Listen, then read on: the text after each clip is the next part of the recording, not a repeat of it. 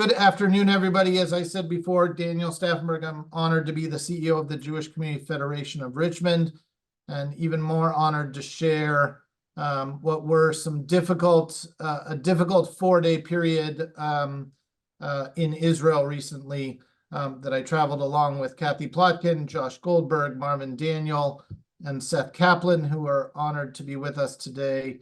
And unfortunately, Melissa Brownstein, who was our fifth member of our family there, had a family situation which couldn't join us today. Melissa sends her best, and we will do our best to do her proud. Many of you have seen some of the pictures. We had the honor of participating with 11 Southeast communities on a recent solidarity mission as part of our Partnership Together program.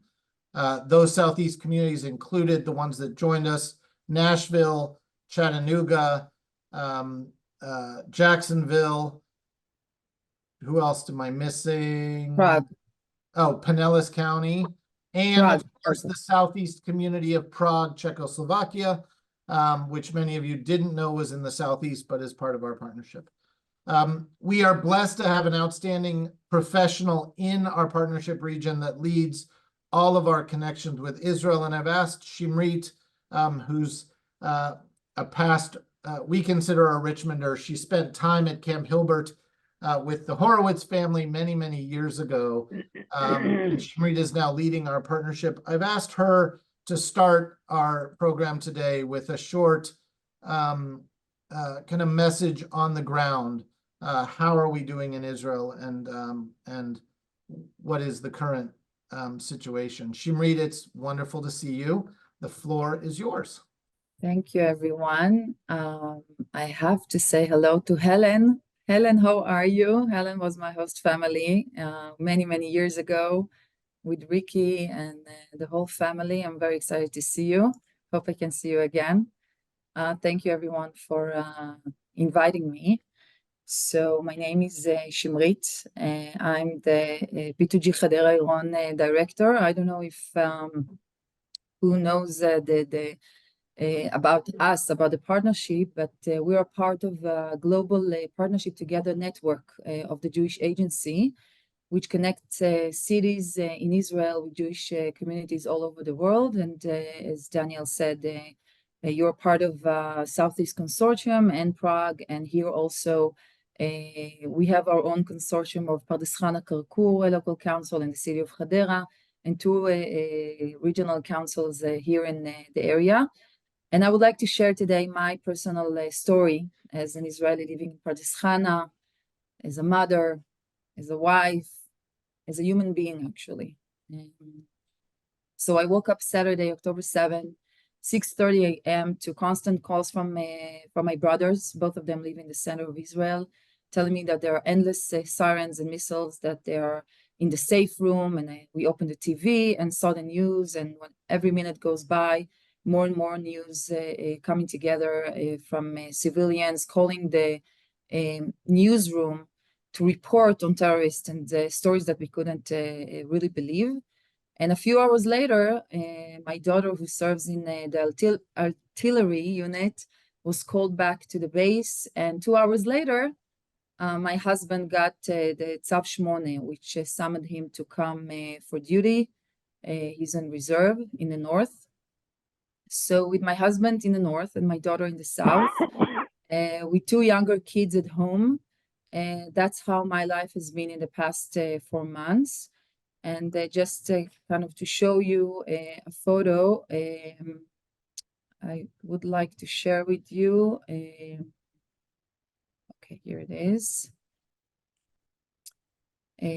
What does it mean? So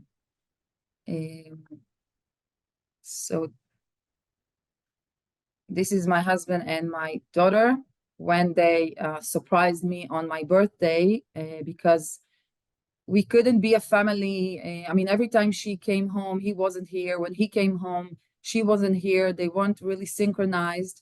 So they surprised me here. And this is my husband. He's in the north, and he's in a special unit that actually serves during winter. So this is he's still there because that's their this is their job when it's snowing in Israel. So this is kind of my okay, let me just take that off. Sorry. Very good. We see you. Okay. Shani. So on October 8th, a day after, we received devastating update on the falling of the son of one of our friends in Pardes Chana. And as the days went by, we discovered that 3 friends of my husband's were killed too. 2 were in civilian squads in kibbutzim in the south. One of them is still in Gaza, and one is was an officer who drove from his house in Jerusalem to fight the terrorists and was killed also. And the moment we have in our region about 21 who were killed. And I'm saying in the moment because every day more and more news and more names keep coming. And 3 of my daughter's friends are in Gaza, my cousin's son in Gaza, and we're all looking at the north with our understanding that things can actually deteriorate there also. And of course, we must not forget the thousands of refugees in Israel that have been evacuated. And I'm sure that you will hear the stories also when the group was in our region. And currently in Israel, the situation is, we call it routine in wartime. That means that's basically for me the worst situation, because we carry on as usual. We go to work, we meet friends, we try to maintain a routine of positive reality, especially for our children, but it's the worst situation because nothing is okay. Mentally, we are not okay.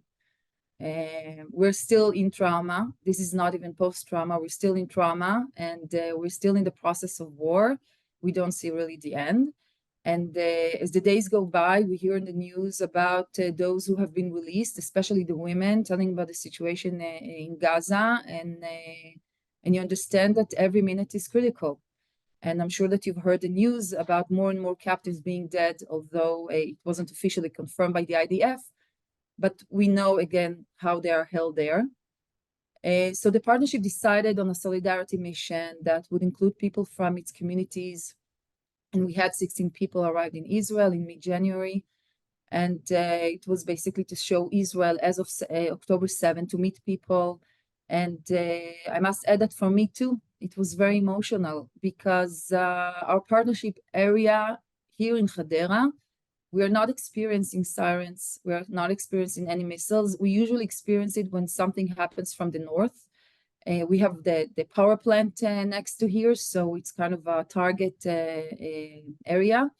And last time we had sirens, it was and missiles. It was in the Second Lebanon War. And for my personal kind of a feeling, one of my most emotional things, and I'm sure that everyone in the group would agree, was seeing the soldiers who just came out of Gaza. How they meet each other after months fighting in Gaza but not seeing each other, and thinking of them, how young they are. Some of them just graduated high school a year or a few years ago, and now they're fighting. And thinking about my own soldiers and how fragile life is. And another moment was when we met with Professor Ofer Merin. He is the CEO of Shaarei Tzedek Hospital in Jerusalem, who is also a member of a committee. The committee determines whether a hostage that is held in Gaza is dead. And I remember him saying something, and I'm sure that you've heard him, maybe, I don't know, you read about him in a newspaper, an article. He said, you don't want to be knocking on a mother's door and telling her that her son is dead, and then find out that he's alive, even if he's critically wounded. So if you ask the Israelis, what we're most afraid of is the knocking on the door. Usually it's at night.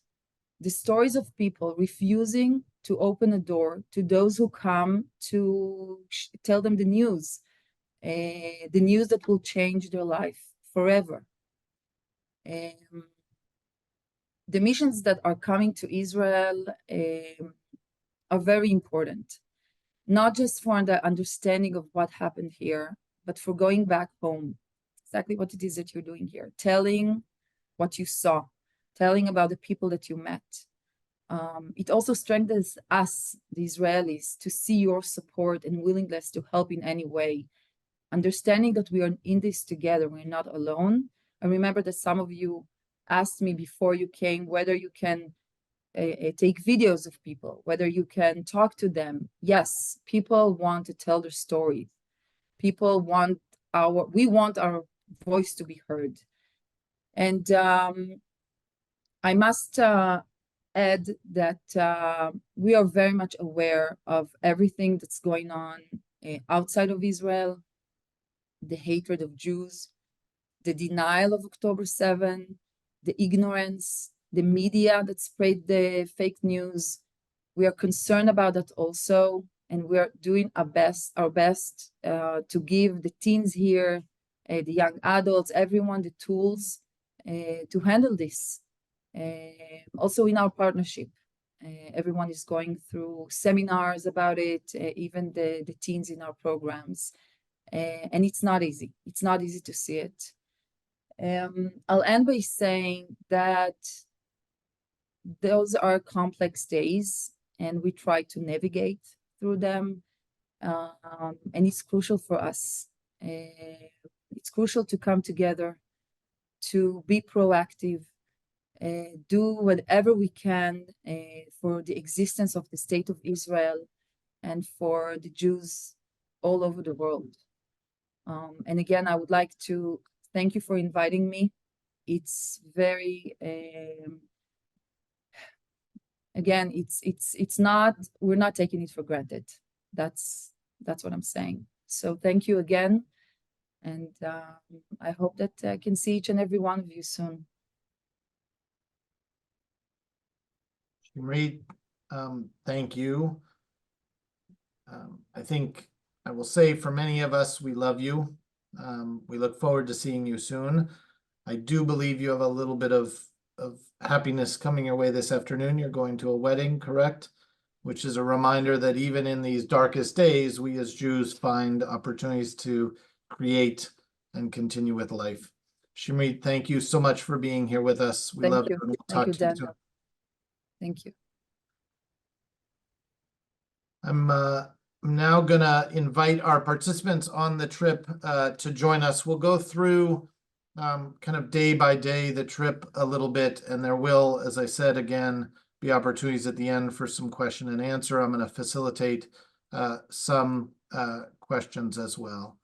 Let me bring up Marvin Daniel, who's led many of our interfaith trips. Kathy, a past president of the Federation. Josh Goldberg, a future president of the Federation. And once I find Seth, there he is. A board member and member of our finance and admin committee. Seth, can you start us off for that very long first day? We left Israel Sunday afternoon, landed at 6 a.m. and immediately jumped in on the trip. Can you give us your view of the first couple days on the trip? I can, and thank you. And I'd really like to extend a welcome to everybody who is here, and especially my friends who have joined from all around the country. Hearing Shimrit talk brought all of this back front and center. And I know if it's impacting me this way, I can only imagine how it's impacting the people who live in Israel. So thank you for everybody who has joined us today, because this is extremely important. So we had a very full first day. And I think I'll start with the question that I received from my partner, my former spouse, friends and colleagues. They all asked me, and the Israelis that we met with as well, all asked, why would you go? Why would you go to Israel? Why would you come here now in a time of war? And for me, the answer was simple. I felt a huge responsibility I wanted to show my solidarity. I wanted to bear witness to what occurred. I wanted to come back and educate and advocate. And this call helps fulfill one of those important parts of that for me. So as Daniel indicated, we landed early in the morning. We hopped on a bus. A couple of hours later, once all the folks from the other federations joined us, on the bus, we had our guide who was fantastic, a local, generational Israeli, and we had an armed guard. Just think about that for a moment. We went immediately south to Kibbutz Be'eri, and this kibbutz had over 1,000 residents. Nobody lives there now. It's uninhabitable. And this was the site of some pretty significant devastation in terms of human life. Property can be rebuilt, but human life cannot. I want to say that they lost 97 of their members. It was a community of the size of a little bit over 1,000. 27 members were taken hostage. And this gentleman walked us through the kibbutz and told the story of him and his family. And what he indicated, much like Shamrit, was that because they're so close, they're 2 kilometers from the Gaza border. So they heard all the rocket fire, which they're used to, but it was the volume of it that was different. So they went to their safe rooms, and he indicated they're not worried about being hit by rockets because they're so close to the border. All the rockets just fly overhead. But in their safe rooms early in the morning, they were talking with his wife's parents, who also lived on the kibbutz. Many people in Israel, I'd say many, probably everybody in Israel, communicates via WhatsApp, and just talking about amongst themselves in this group what they were experiencing and what's going on. His in-laws, his wife's parents, communication stopped later on that day, and they learned that they had been murdered. They had young children with them in their own safe room, and the safe rooms are generally designed to protect from rocket fire. They're not generally designed to protect from intruders. And I think I'll just make note, Shamrit talked about the late night knocking on the door.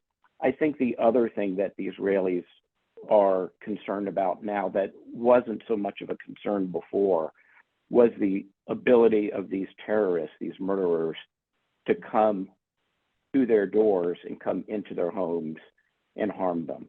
And everybody that we talked to talked about this.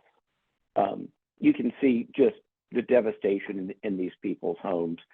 That morning, he indicated that there was bullet fire, there were rocket-propelled grenades, there was fire where they were trying to get people to come out of their homes so that they could kill them. Just things that I can't believe, and unfortunately I can believe it, but just absolute horrors that people like us can't even imagine that other human beings would do. From there, we went to the site of the Nova Music Festival. And it's just, well, Daniel, maybe I should take a second and just talk about what's here real quick. The different color writing on these homes indicates a color for each day that the IDF went into these homes to clear it, make sure that there were no terrorists hiding, make sure that it was safe for other people to go in, make sure that the bodies were either not or no longer booby-trapped that were in there. And you can see that this happened over a period of 4 or 5 different days to make sure that the whole kibbutz was actually clear of terrorists. And it's also important to note that it's not just the kibbutz members that are impacted by this. it is the people that go in and have to treat these bodies of these souls that have been taken away from us with respect. And there's tremendous mental health issues as a result of this. And I'll let Daniel talk about that later, because he's much more familiar with the details. I'm gonna, because time is short, I'm gonna just kind of take us to here, which is the site of the Nova Music Festival. You all have read about this. When we pulled up in our bus, what struck me was this was just a field with trees around it that happened to have had this music festival. And you could see that happening anywhere in the United States, anywhere in Henrico or Richmond or in the Cleveland area. You could see it happening anywhere. And they were ruthlessly attacked, murdered, hostages taken. Here you can see the memorial on the left, on the top right. For those of you who are not familiar with our customs, these are yard site candles, candles that are lit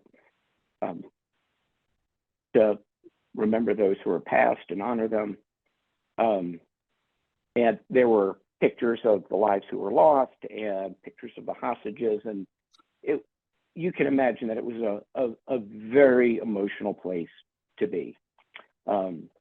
We left there and went to a site where you can see it on the right side of the screen. Those are cars that have been burned that are stacked on top of each other. These were cars that were cleaned from the festival area and the road leading into it, just to give you a sense of the horror of this tragedy that occurred. And one of the things that is very important is to treat in Jewish life, to treat all life with respect and dignity. And there was conversation around how to treat the remains. Do we bury all the cars? What do we do with that? How do we honor those who have passed, and how do we stay consistent with Jewish law? And the decision was made that it was impractical to bury the sheer volume, and it's way more than you can see. And instead, they've taken commercial vacuums and essentially going to gather all of the human remains and then bury those appropriately. And I go back to the comment I made earlier about mental health. There are people who have to do this. This impacts everybody in Israel one way or another. Daniel, why don't you go on to the next one, and then I'll start to yield my time.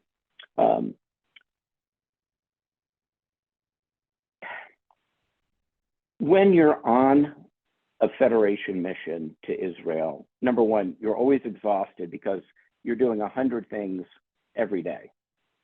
You're also adapting to either security risks or opportunities or things that are changing on the ground. We had an opportunity that first Monday afternoon to go and share an experience the Golani Brigade coming out of Gaza. So this is a very well-known brigade in Israel. They have been around, not these particular people, but the brigade itself has been around really since the formation of the state of Israel. They are the group that goes in first. They were one of the first brigades into Gaza. They experienced tremendous losses. This was a celebration of them coming out. It was the first time. Our group were the only civilians that I'm aware of that were there. I don't know that civilians have ever been able to participate in this before. And it was absolutely amazing. It was all in Hebrew, so I didn't understand any of it, but you could tell when they were remembering the fallen soldiers, their friends, their colleagues, and when they were talking about themselves as a whole in Israel, you could just feel the different levels of excitement. It was a pretty amazing place to be. So that was really the end of our first day. Daniel, do you want me to talk about the second day, or are you passing that off to somebody else?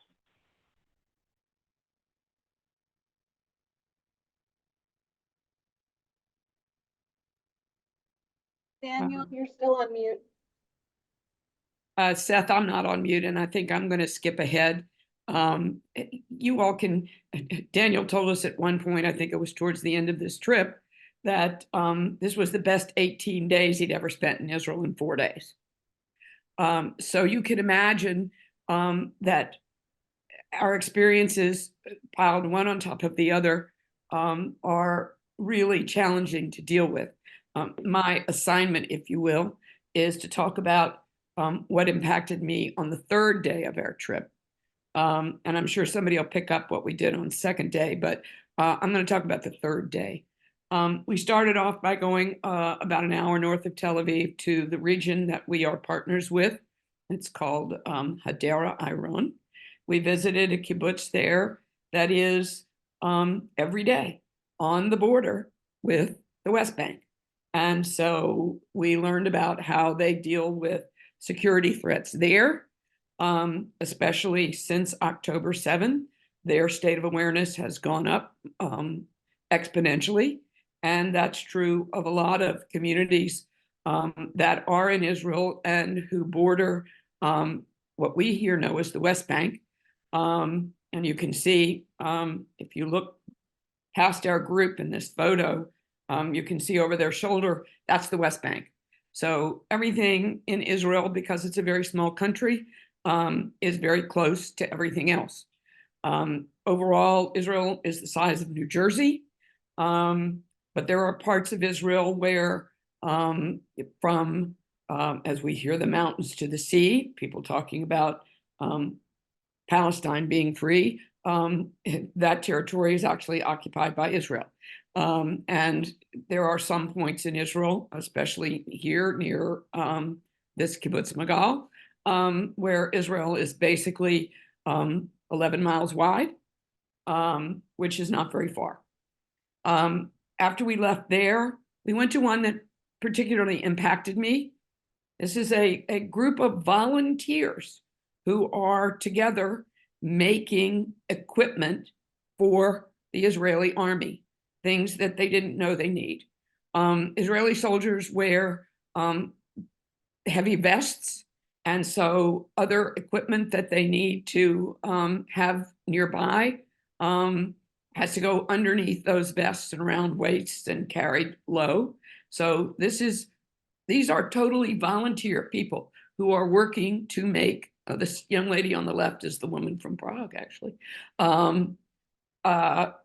They are making equipment that is approved by the military and goes from here to soldiers in the field. It's stuff that like carries grenades or other ammunition or first aid supplies or gear for rescue workers and people who have to evacuate the wounded. And it would be like if we were suddenly called to make stuff to help the United States Army equip its soldiers. And that's what these people are doing. From there, we went. Kathy, can I interrupt for one quick second? Indeed. What is interesting about this is, I believe a week or two after we were leaving, this will be used and populated by rehabbing soldiers that were injured in Gaza or in fighting, to allow them to stay connected to their troop. You can imagine the family that is an IDF brigade. This group will yield and help train rehabbing soldiers to allow them mentally to stay in the fight, to stay connected with their troop. Sorry, Kathy. No, that's great. Thank you, Daniel. What you're seeing now is some of the young people that we met with in Hadera, which is the town, the major town that we are partners with. And these young people in a school, we had discussion groups with them. We divided two members of our group with a classroom of students, and we sat with them and we went together over a list of 20 things. I think it was about 20, 2 columns of 10, I believe, topics that individuals would say are important to them as Jews. And then we discussed, you got to choose 3 things. And then we all shared the 3 things that we chose. And the young people, I think there were 15 in our group, and at least 12 of them said the thing that was most important to them was having to serve in the IDF, because they're all going there. And it's, on an aside, I would say it is the thing that I envy the most about Israelis, and that is that they have universal national service. And I think it's something that we desperately need in this country, but that's a topic for another day. The 3 things that the kids universally chose was 1, serve in the IDF, 2, celebrate Jewish holidays, and 3, care for Jews around the world. And a lot of that meshed with what the 6 of us were doing there, or the 16 of us as a whole were doing there. But some of it was very different. But it was really moving. And these kids are hopefully going to come and visit Richmond for 2 weeks in the summer. And then the following year, Richmond kids will go there and visit with them in Hadera for 2 weeks. And it helps to build relationships that are lifelong. And then finally, the thing we did last, I think Shimrit mentioned displacement of Israelis. I will tell you that 120,000 Israelis who lived in the vicinity of Gaza, what the Israelis call the Gaza envelope, and another 80,000 Israelis who live near the border with Lebanon have been resettled, physically moved from their homes to central parts of Israel. And they are now being housed in hotels that would normally be full of tourists, or guest houses, or staying with friends. And we met with the residents, the former residents, I guess I would say, of Kibbutz Yad Mordechai, which is on the Gaza border. Didn't get a lot of damage, but were evacuated because they're on the border.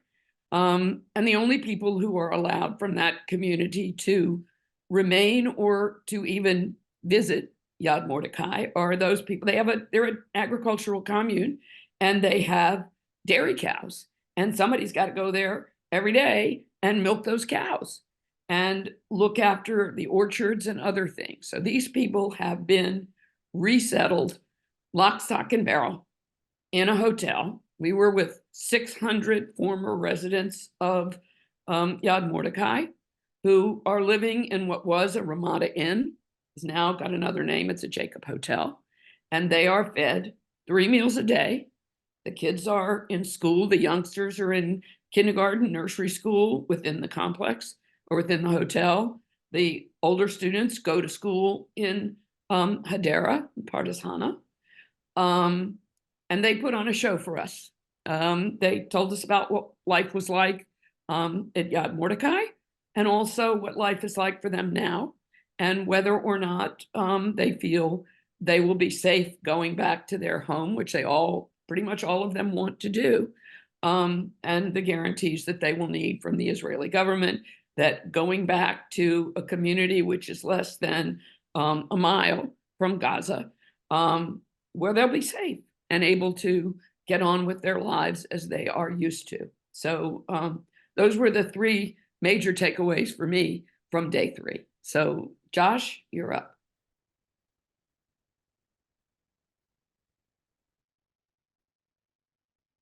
All right, thank you, Kathy. Our day 4, our final day, we started off visiting Shari Tzedek Medical Center. Shari Tzedek, along with all of the other hospitals, if they hadn't already started, are now being mandated to build underground ICUs. So you see the middle picture there, the two left pictures are of their kind of underground shelter ICU where they can quickly move beds downstairs and keep the people who can't evacuate the hospital, keep them safe in case of any sort of attack. The thought of having to do that, we would never think of, you know, St. Mary's or Henrico Doctors or any of our hospitals locally here having to do that, but in Israel now that's becoming a mandated problem that they all have to do. As Shimrit mentioned, that picture on the right, Professor Dr. Ophir Marin, he runs the Shari Tzedek Hospital. In his reserve duty, he also serves by going to all of the international disaster areas. Israel is well known for being, you know, first boots on the ground. He's a part of that unit. In fact, on October 7th, he was in one of those conflict areas, helping treat some wounded people. Got the call about October 7th and obviously came back to help with the emergency going on in Israel. He is part of the panel that has to decide, a 3-person panel that has to decide which of the hostages should be declared dead. And as Shimrit mentioned, that is a very, very difficult task that cannot be taken lightly. While at Shari Tzedek, we met with some wounded soldiers and heard their stories from the war in Gaza and how they came back. One was in a canine unit, and the dog unfortunately was killed, but saved a bunch of Israeli soldiers' lives. So very grateful. We then got to go to the Jewish Agency. They have their office. This is their war room, if you will, where they track all of their data, where all of their services are being provided, who's in danger, who's at risk, who needs to be moved around. On the right, you see some of their data points about the absorption programs and all of the normal stuff that they do. How many people they've had making Aliyah there, October 7th and on, compared to that same time frame the prior year. You'll notice in most places that's an extreme jump.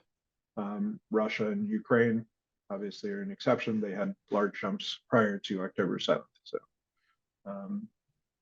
So that was the Jewish Agency. We also got to hear from the leaders from JFNA, National Federation. There's Eric Fingerhut on the right, as well as the Jewish Agency, Victims of Terror Fund, and JDC. Got to hear from all of them about what they're doing to help with the ongoing efforts. On the left, you'll see a family amongst our group who are beneficiaries of the Victims of Terror Fund. The gentleman there was in a kibbutz on October 7th. He hid in the safe room. The safe room was actually booby traps. The Hamas had attached a grenade to the door so that when he would leave, he would get blown up. Fortunately, it did not work. The grenade did not go off when he left.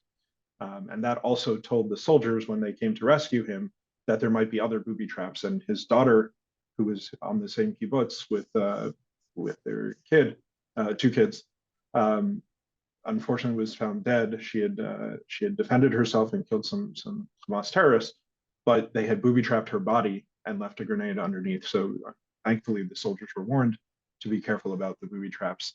And the 2 children were kidnapped with their neighbor.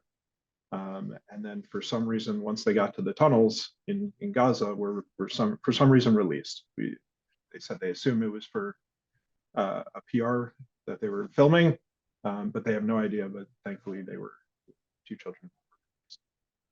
And then the right side is a picture of the group at the Kotel. A fun time. And that was day 4. Thank you all. Marvin, you and I have traveled to Israel now a few times. There definitely was a little different feeling this time. Can you talk a little bit about how that difference was palpable? Sure, Daniel, thank you. It was definitely a different time, a different feel. The first time I've ever been that I was presented a metal dog tag that says both in Hebrew and in English, "Bring them home." And I have it on now. I've had it on ever since I got it. Israel felt different this time. Israel felt on the edge about many things. Israel was, yet they were moving on with moving on and getting things done that need to be done on a daily basis. Israel felt sad. Kathy and I had dinner one night with our cousins, and my cousin Tova said to me, "I get up in the morning, I weep, and I go about my business." But Israel is keeping on, keeping on. At that same dinner that Tova said this to me, we had dinner in a wonderful restaurant with an acclaimed chef, award-winning chef. The restaurant was packed. There were people waiting for tables. The wine was flowing. The food was delicious. So life goes on. Israel felt united and unified like I hadn't felt it before. One of our speakers said that when a war breaks out in a lot of countries, people tend to flee.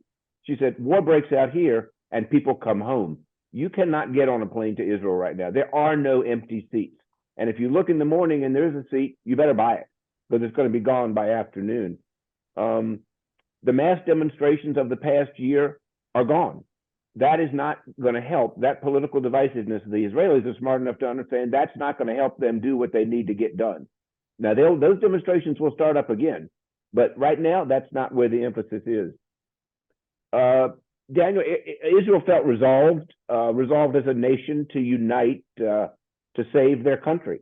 A woman I spoke with said that, and it makes sense, if we're not here, we're not here. So if we're not here in Israel, there's no homeland for the Jewish people. We knew exactly what she meant. Hamas's intentions are well known. Israeli Jews are resolved to remain in their homeland. There's a lot of great sadness mixed with great determination, mixed with extraordinary volunteerism, mixed with genuine pride in the military men and women. And women, by the way, are serving now in the tank corps, which was in the war in Gaza. The women are in the tank corps. So everybody on the screen, Israel certainly felt different on this trip. One thing that wasn't different, one thing that I think I've always felt when I was there was that in your face, pure grit of the Israeli people, that you're not going to push me around, which is great. We don't like it when we're there necessarily, but it's the way they are. People determined to protect and preserve their homeland at any price. And that I've always felt when I was in Israel. And Daniel, so there's some of my thoughts on what felt different. You're muted. Yeah, let me unmute. I'd just like to say I agree with everything that everybody said, but I also want to add that Israelis are not dispassionate about what is happening in Gaza. They are saddened by the death toll in Gaza, but their anger is not directed at the Palestinians. Their anger is directed at Hamas. And had Hamas not precipitated this, this wouldn't be going on. If Hamas, who is the elected government of Gaza, had utilized all the foreign aid that has poured into Gaza since 2006 or 7 when Hamas took over, if they had used those funds for what they were intended, which was the humanitarian aid of the population of Gaza, the school systems, the health systems, the social service agencies, all of those things were to be the beneficiary of all of that international largesse that has been given and continues to be given to the citizens of Gaza. However, the government expropriated those funds and built an underground war machine and hid behind their own citizens in hospitals, schools, UN buildings, neighborhood associations, all kinds of things that governments normally use the funds to take care of their people. This government has used the funds to prepare for war and to make war on Israel because their guiding principle is the annihilation of the state of Israel and the rest of the Jews in the world. So you can understand that Israelis are angry. They are angry with Hamas. They are saddened by the loss of Palestinian life. But as long as the government of Gaza hides behind its people, Israel has no choice but to make war to save its own self and to hopefully restore peace and normal life, whatever that is, in Gaza. So Thank you, Kathy. say Thank that. you. I'm going to ask a couple questions before we open it up to some questions from the audience. And Josh, I see you wearing your blue ribbon. We're all watching. I think we're on day 125 now of the hostages.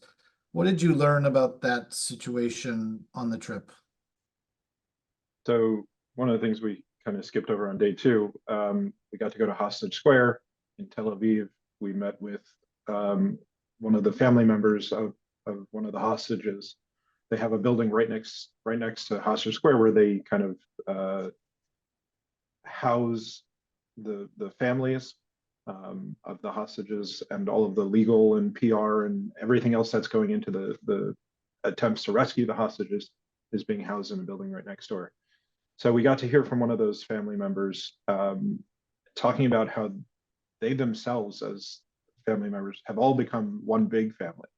And his cousin, who's a hostage right now, is a military age male, happens to have never served, but he knew when they had that pause in the fighting with the hostage releases, he knew his cousin was not going to be amongst those coming back, just simply because Hamas treats all military age males as soldiers and was not releasing any of those. But he talked about the bittersweet message when other family members were coming home, that he was so excited that those people that he had grown so close to over the previous, whatever it was at the time, 60 days, were getting their loved ones back, while knowing that his cousin, his own family member, was still a hostage in Gaza.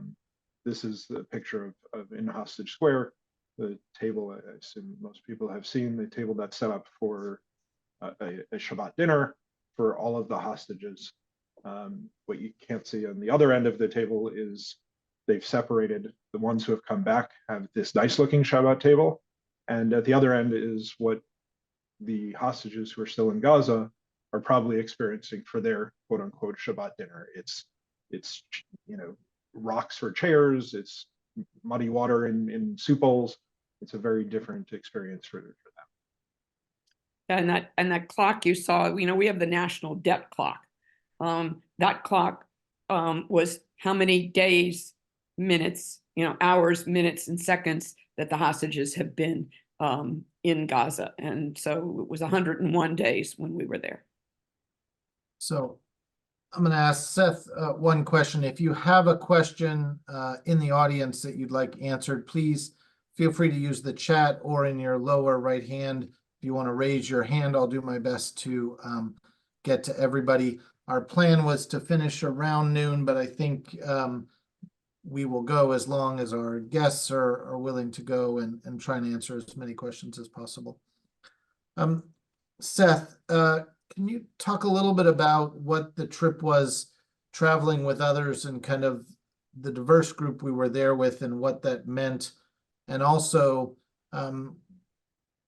the meaning of us coming as an American community to the Israelis? Well, I think to the last question, I think I addressed that early in my initial comments. It was a really wonderful experience to to share this, not with just people from our own community, but with like-minded people from Jacksonville and Chattanooga and Prague. This is you can see and imagine, it's mentally exhausting, physically exhausting, and I don't even know what the word is to describe it from an emotional experience, but to be forging new friendships and new connections with people while you're experiencing this.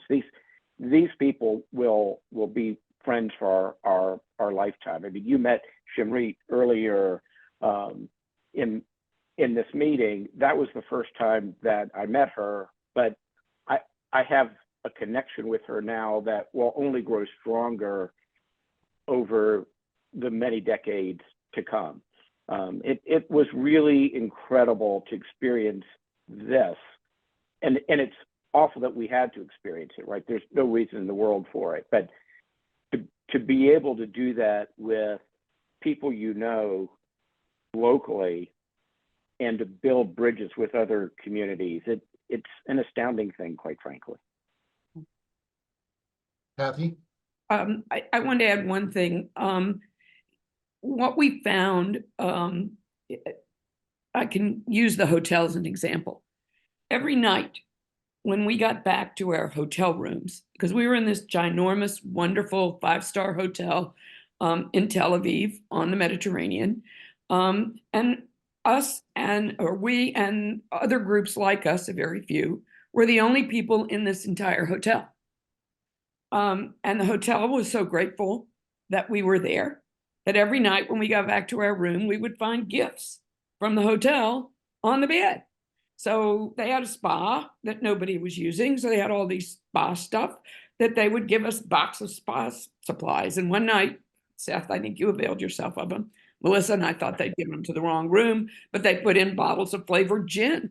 And, you know, like, really, great. How are we going to get that back to the country? But the other thing is, the volunteerism is way up because jobs are not there. If 180,000 of your people are called up into the army where they were working, they're not working there now.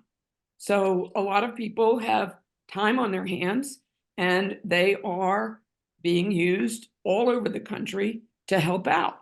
And I will say that one devastating effect, I think, on the Palestinian community in Gaza is that a lot of those people were making their living working in Israel on kibbutz, on building sites, doing agricultural work, doing all kinds of things, and that is not happening anymore. So those paychecks that those people were getting and taking back to their families in Gaza doesn't happen. And the same thing is true of people on the West Bank who normally worked in Israel in service jobs and all kinds of things, making a living that they couldn't make in the West Bank. And now they're not making it in Israel either. So Thank you, Kathy. I'm not seeing any questions, so I am going to prompt Marvin. Marvin, you've done a ton of work in the interfaith, being a pastor yourself. What's been the response to your trip in the non-Jewish community? Well, thanks, Daniel. It probably won't come as any surprise to anybody that Christians come in all colors and stripes, as do Jews. And you know, we have there's the easy groups to talk to and the harder groups to talk to. The easy groups to talk to are the ones that are evangelical Christians, what we call the evangelical conservative Christians. They are huge supporters of Israel because Israel has to exist for Jesus to return, which they believe will happen. And if Israel's not there, Jesus can't return, therefore no rapture. And so they're all in for Israel. Now, that doesn't necessarily mean they're all in for Jews, but they are all in for Israel. So that means they kind of have to be all in for Jews. Then you've got the more moderate Christians who are supporters of Israel as it represents the only democracy in the Middle East. This tiny country surrounded by 370 million Muslims. So the best friend that we have in that part of the world is Israel. And they are supportive of Israel and applaud our recent trip from more of a geopolitical standpoint. You know, Israel's there because it needs to be there for us, for the rest of the world. And then on the other hand, there are the more liberal and way less evangelical Christians, those denominations that support the BDS movement, those who form groups like Presbyterians for Palestine. I had a local pastor ask me, and I wrote it down so I could read it.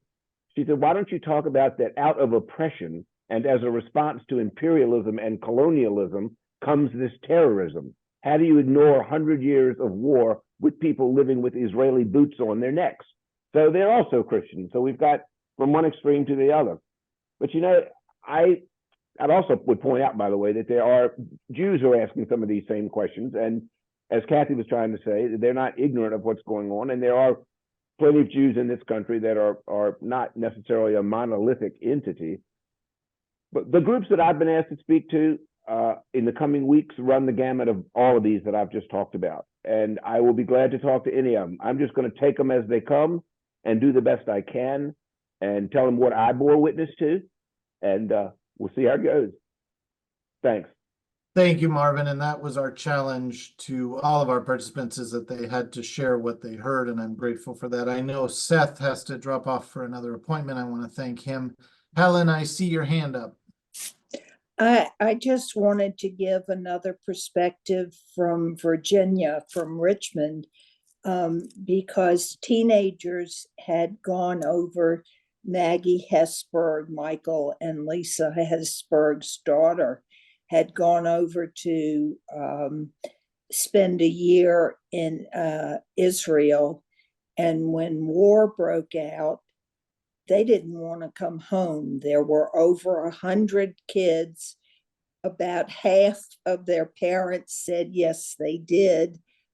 But a lot of them have gone back, and they spent their time sorting clothes down south for soldiers and other things. And now they're back to studying, but they were not about to leave.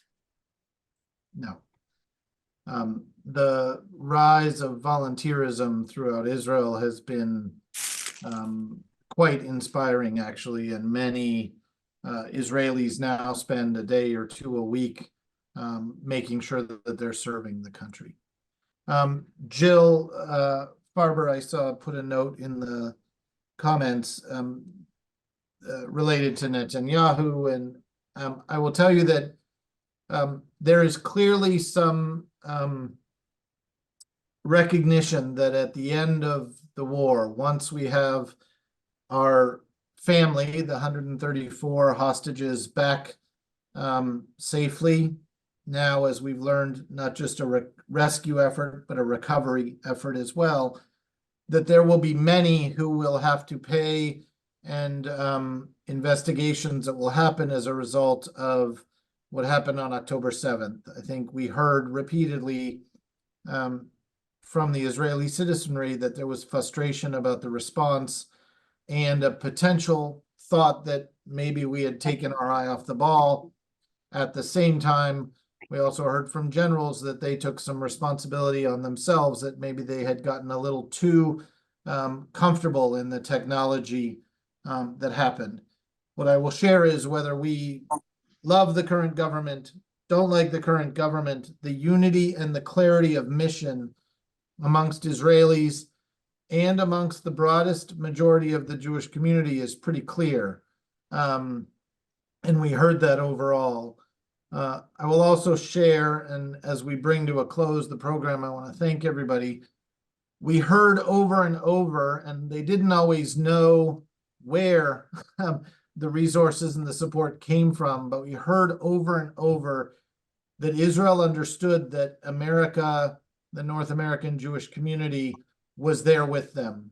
The woman who lost her daughter showed the picture of her. Josh talks about her at the end. Jackie, who is somebody who clearly had a mission and a commitment to preserve her daughter's story, mentioned that the day after she lost her daughter, she received a check. She didn't know where it came from. She didn't know, but it helped them begin to move on, to deal with the expenses to deal with the funeral, etc.